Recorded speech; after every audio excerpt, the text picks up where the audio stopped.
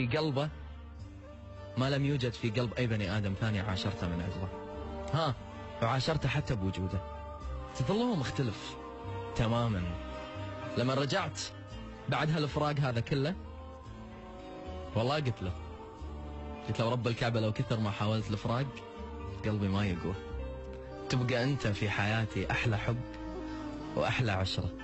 يخرب بيتك، أنت اللي علمتني أحب، علمتني أغار، علمتني أشتاق، علمتني أبتسم ابتسامة حق شاشة التليفون، علمتني أعيش شعور الأهبل بالحب هذا اللي إيش قاعد تسوي مينون عمي إي كله.